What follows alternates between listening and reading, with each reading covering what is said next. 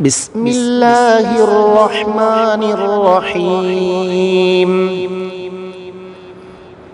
تبارك الذي بيده الملك وهو على كل شيء قدير، الذي خلق الموت والحياة ليبلوكم أيكم أحسن عملا وهو العزيز الغفور،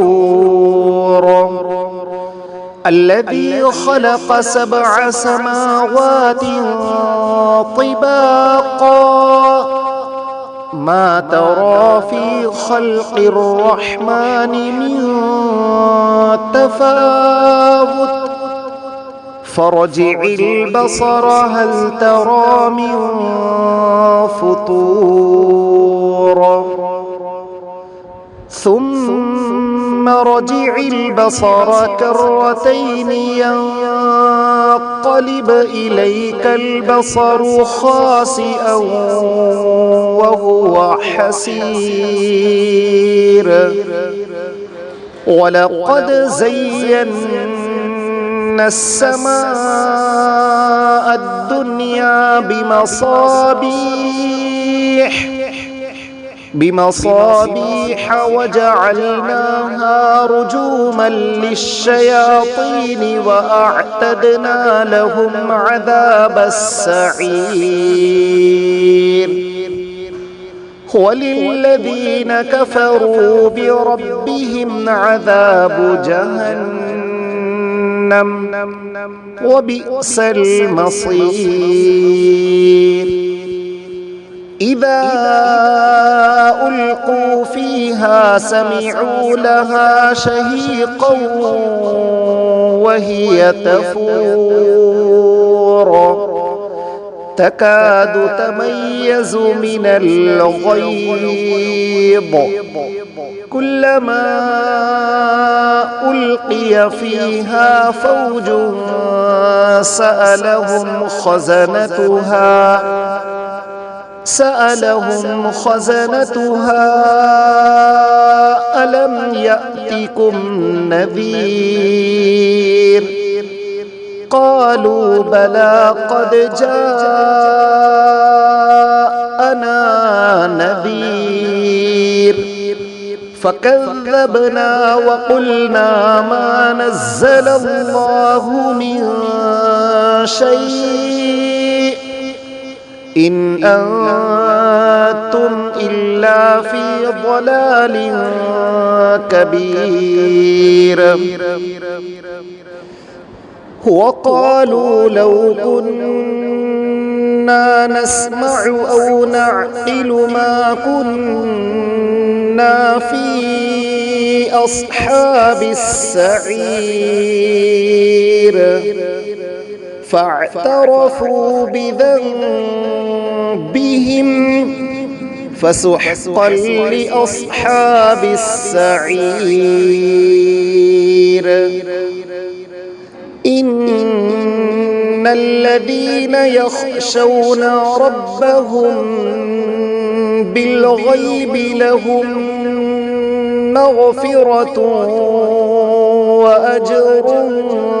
كبير. وأسروا قولكم أو اجهروا به إنه عليم بذات الصدور. ألا يعلم من خلق وهو اللطيف الخبير. هو الذي جعل لكم الأرض ذلولا فامشوا في مناكبها وكلوا من رزقه وإليه النشور. أأمنتم من في السماء أن يخسف بكم الأرض فإذا هي تمور أم أمنتم من في السماء أن يرسل عليكم حاصبا فستعلمون كيف نذير ولقد كذب الذين من قبلهم فكيف كان نذير أولم يروا إلى الطير فوقهم صافات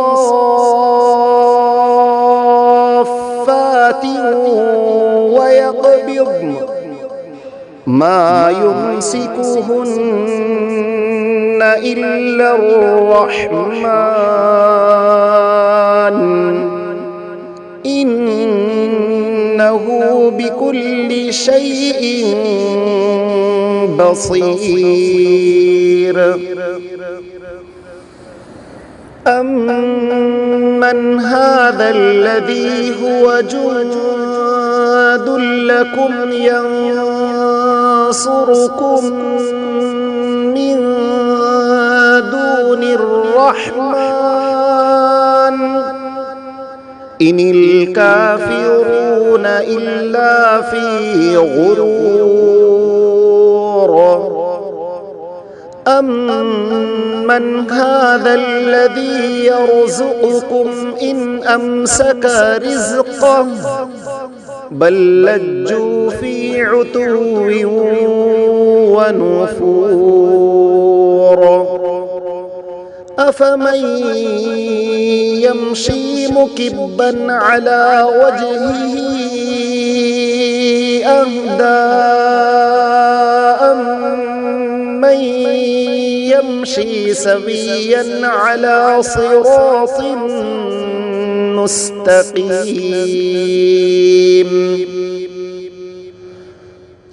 قل هو الذي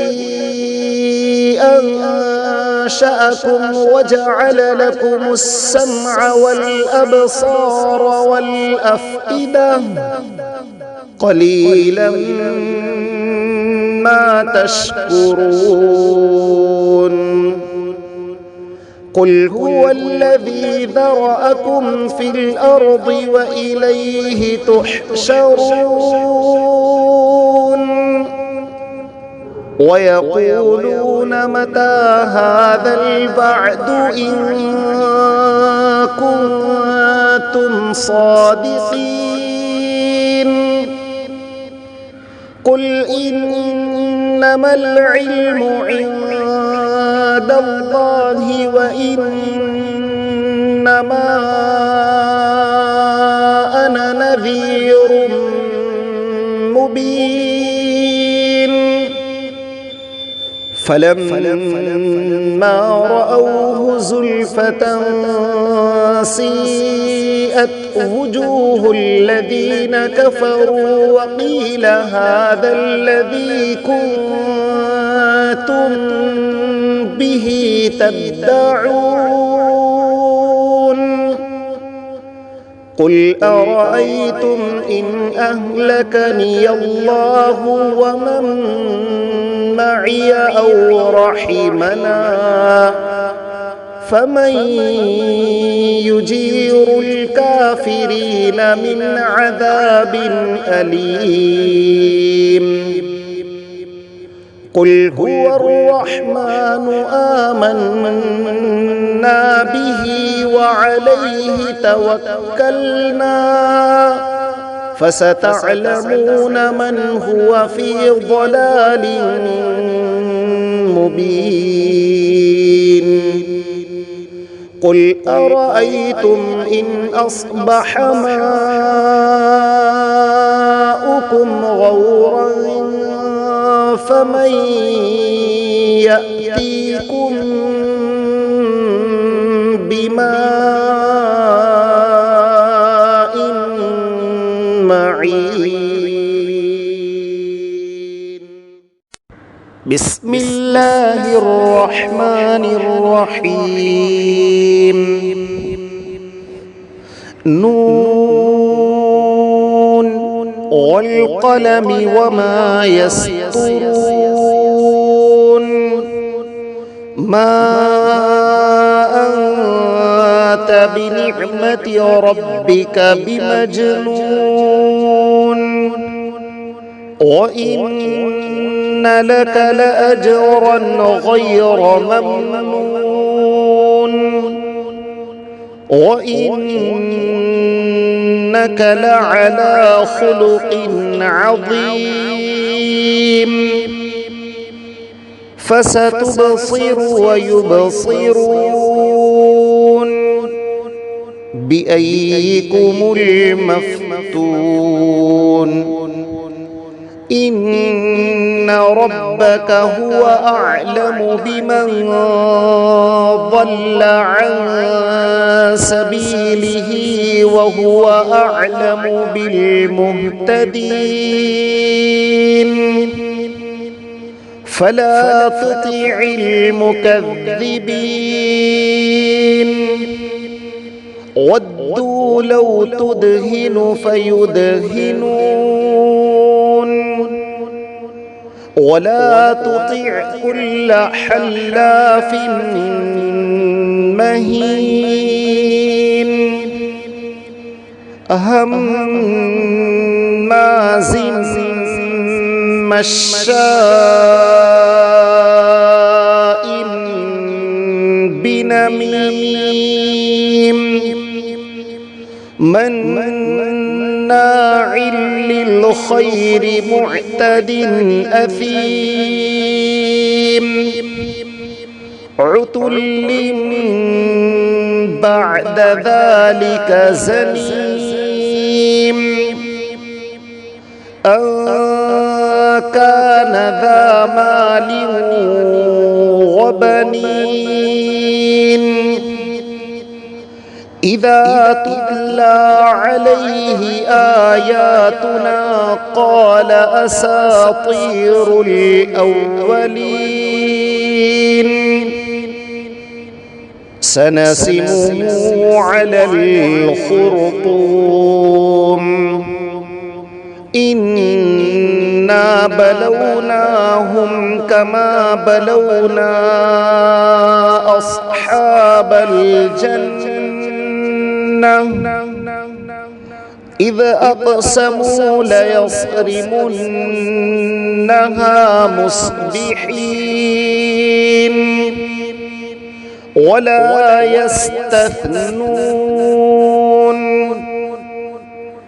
فطاف عليها طائف من ربك وهم نائمون فأصبحت كالصريم فتنادوا مصبحين أن اغدوا على حرثكم إن كنتم صارمين فانطلقوا وهم يتخافتون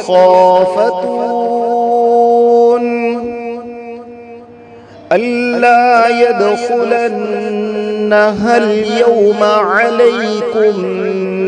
مسكين وغدوا على حرد قادرين فلما رأوها قالوا إنا لضالون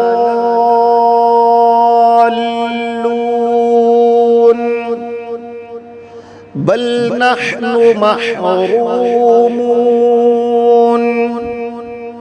قال أوسطهم ألم أقل لكم لولا تسبحون قالوا سبحان ربنا إنا كنا ظالمين فأقبل بعضهم على بعض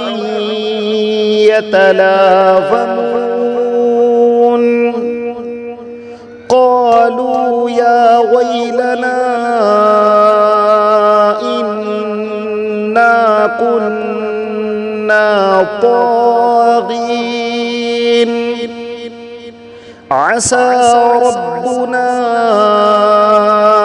أن يبدلنا خيرا منها إنا إلى ربنا راغبون كذلك العذاب ولعذاب الآخرة أكبر لو كانوا يعلمون إن للمتقين عند ربهم جنات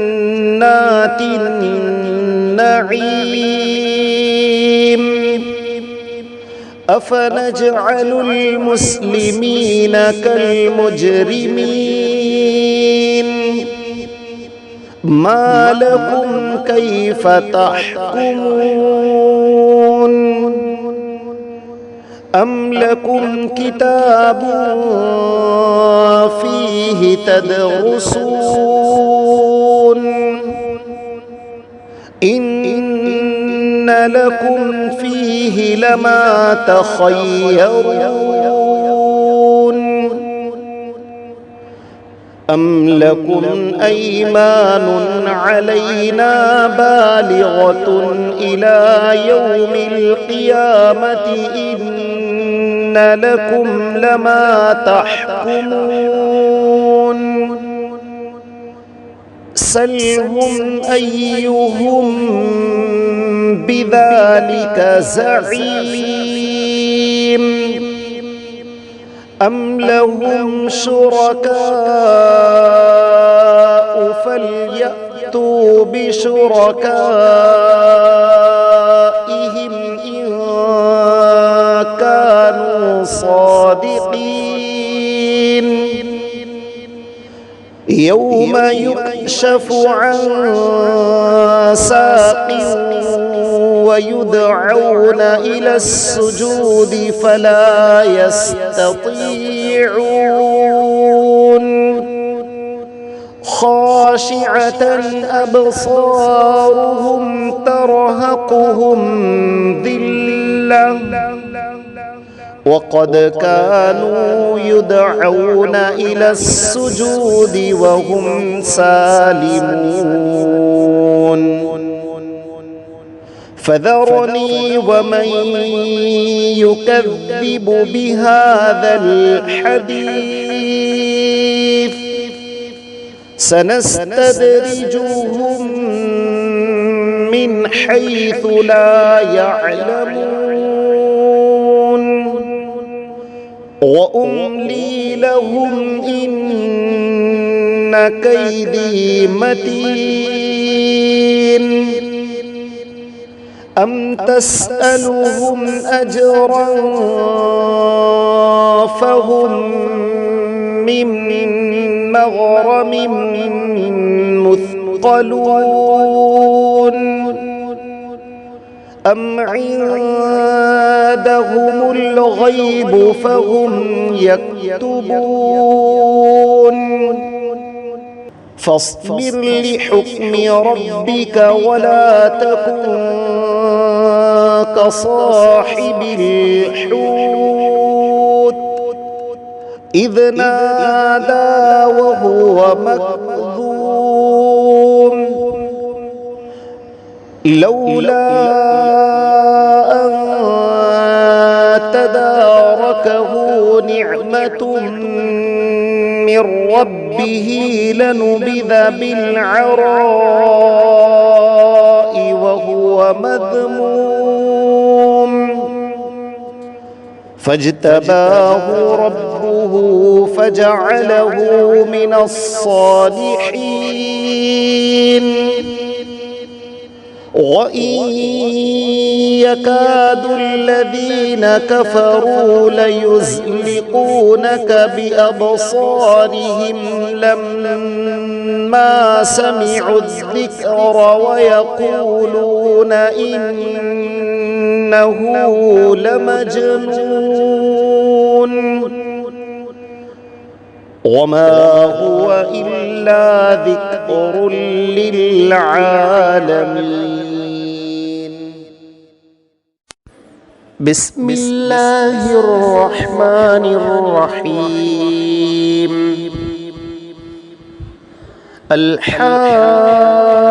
الحاقة ما الحاقة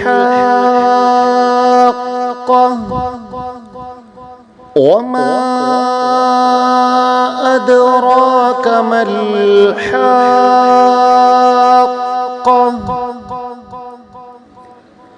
كذبت ثمود وعاد بالقارعة فأما ثمود فأهلكوا بالطاغية وأما عاد فأهلكوا بريح صرصر عاتية سخرها عليهم 7 ليال و8 أيام حسوما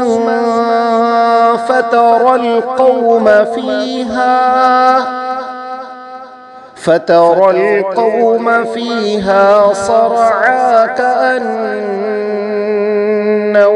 أعجاز نخل خاوية فهل ترى لهم من باقية وجاء فرعون ومن قبله والمؤتفكات بالخاطئة فعصوا رسول ربهم فأخذهم أخذة رابية إنا لما طغى الماء حملناكم في الجارية لنجعلها لكم تذكرة وتعيها أذن واعية فإذا نفخ في الصور نفخة واحدة وحملت الأرض والجبال فدكتا دكة واحدة فيومئذ وقعت الواقعة وانشقت السماء فهي يومئذ واهية والملك على أرجائها ويحمل عرش ربك فوقهم يومئذ 8 يومئذ تعرضون لا تخفى منكم خافية فأما من أوتي كتابه بيمينه فيقول هاؤم اقرءوا كتابيه إني ظننت أني ملاق حسابيه فهو في عيشة راضية في جنة عالية قطوفها دانية كلوا واشربوا هنيئا بما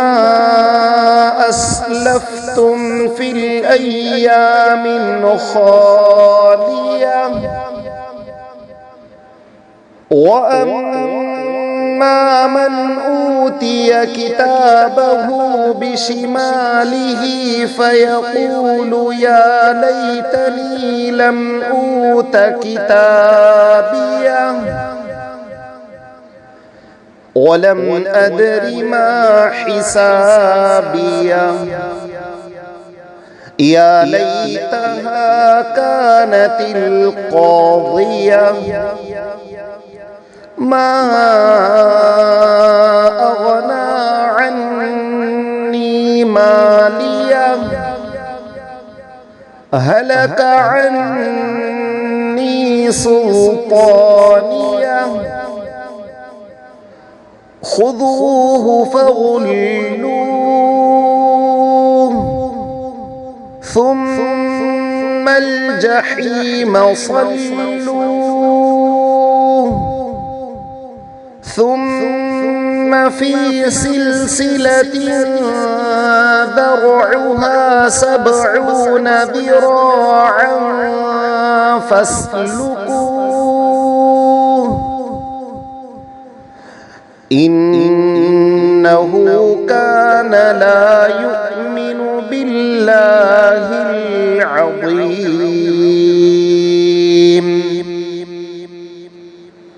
ولا يحض على طعام المسكين فليس له اليوم هاهنا حميم ولا طعام إلا من غسلين لا يأكله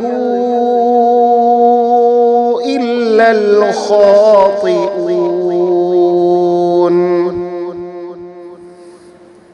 فلا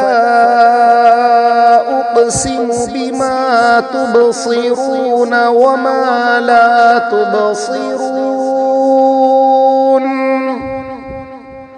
إنه لقول رسول كريم وما هو بقول شاعر قليلا ما تؤمنون ولا بقول كاهن قليلا ما تذكرون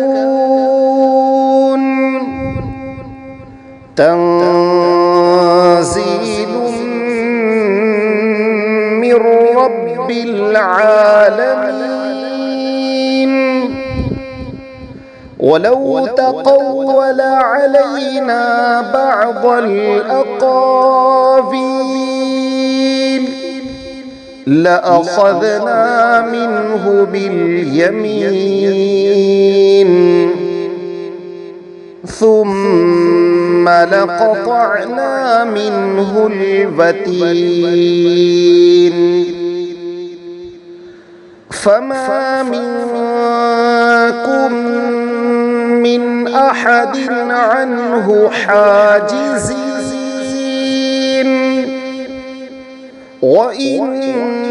وإنه لتذكرة للمتقين وإنا لنعلم أن منكم مكذبين وإنه لحسرة على الكافرين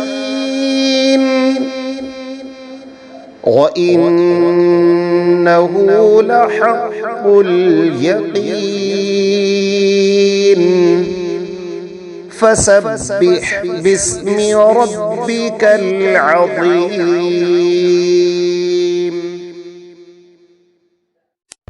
بسم الله الرحمن الرحيم. سأل سائل بعذاب واقع للكافرين ليس له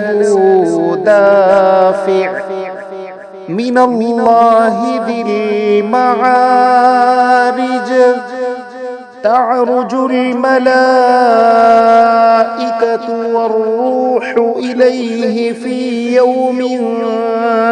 كان مقداره 50,000 سنة فاصبر صبرا جميلا إنهم يرونه بعيدا ونراه قريبا يوم تكون السماء كالمهل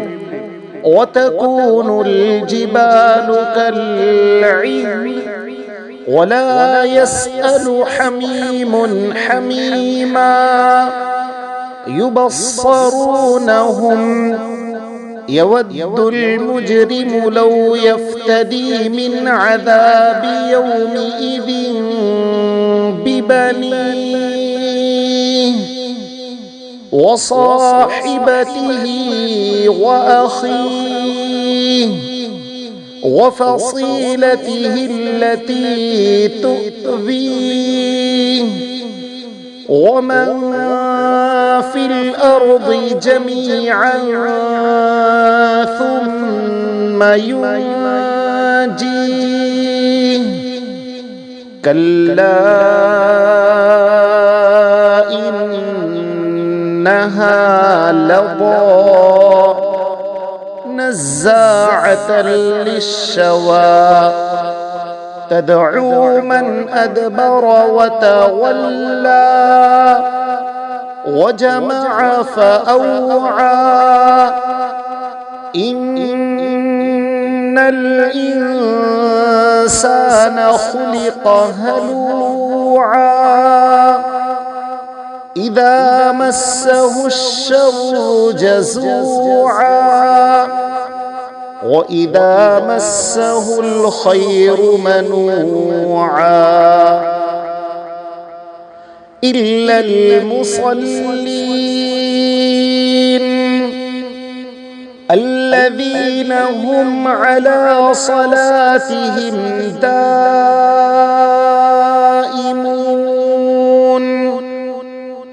والذين في أموالهم حق معلوم للسائل والمحروم والذين يصدقون بيوم الدين والذين هم من عذاب ربهم مشفقون إن عذاب ربهم غير مأمون والذين هم لفروجهم حافظون إلا على أزواجهم أو ما ملكت أيمانهم فإنهم غير ملومين فمن ابتغى وراء ذلك فأولئك هم يعادون والذين هم لأماناتهم وعهدهم راعون والذين هم بشهاداتهم قائمون والذين هم على صلاتهم يحافظون أولئك في جنات مكرمون فما للذين كفروا قبلك مهطعين عن اليمين وعن الشمال عزين أيطمع كل امرئ منهم أن يدخل جنة نعيم كلا إنا خلقناهم مما يعلمون فلا أقسم برب المشارق والمغارب إنا لقادرون على أن نبدل خيرا منهم وما نحن بمسبوقين فذرهم يخوضوا ويلعبوا حتى يلاقوا يومهم الذي يوعدون يوم يخرجون من الأجداث سراعا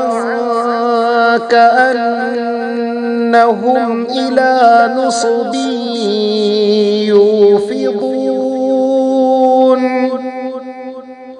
خاشعة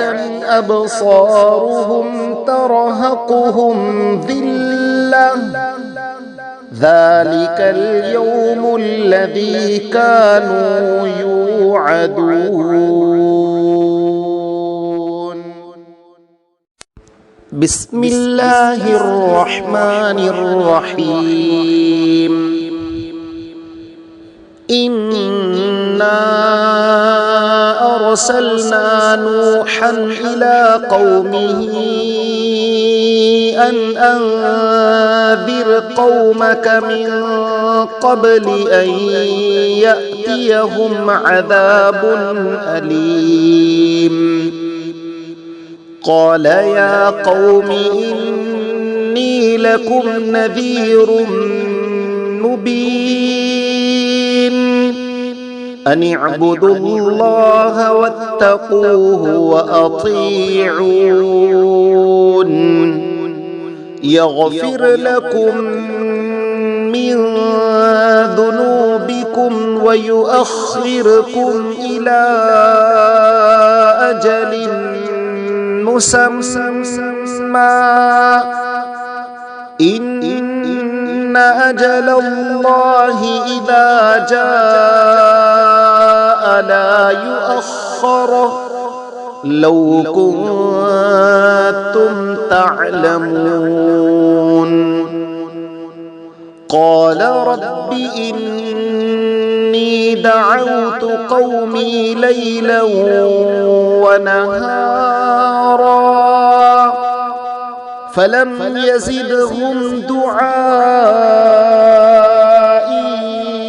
إلا فرارا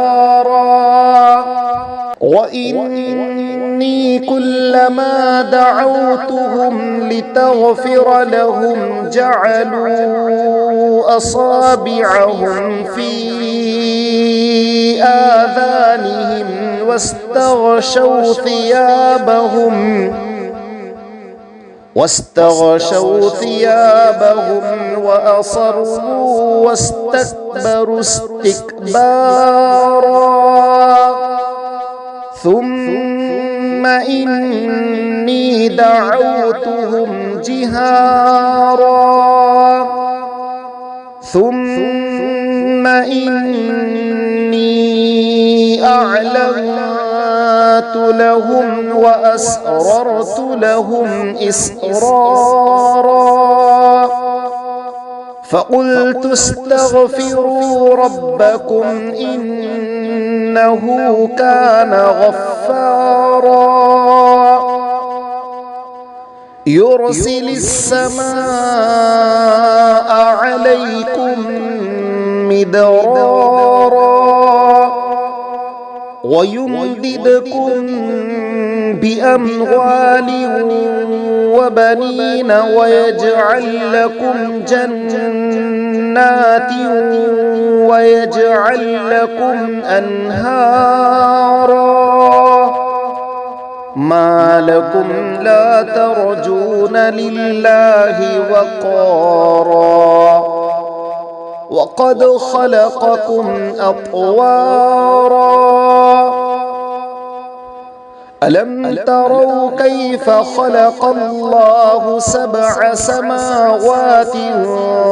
طباقا وجعل القمر فيهن نورا وجعل الشمس سراجا والله أنبتكم من الأرض نباتا ثم يعيدكم فيها ويخرجكم إخراجا والله جعل لكم الأرض بساطا لتسلكوا منها سبلا فجاجا قال نوح رب إنهم عصوني واتبعوا من لم يزده ماله وولده إلا خسارا ومكروا مكرا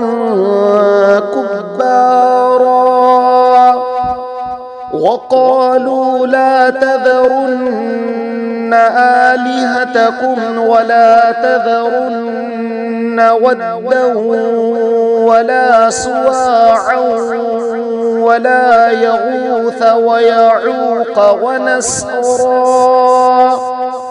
وقد أضلوا كثيرا ولا تزد الظالمين إلا ضلالا مما خطيئاتهم أغرقوا فأدخلوا نارا فلم يجدوا لهم من دون الله أنصارا وقال نوح رب لا تذر على الأرض من الكافرين ديارا إنك إن تذرهم يضلوا عبادك ولا يلدوا إلا فاجرا كفارا رب اغفر لي ولوالدي ولمن دخل بيتي مؤمنا وللمؤمنين والمؤمنات ولا تزد الظالمين إلا تبارا.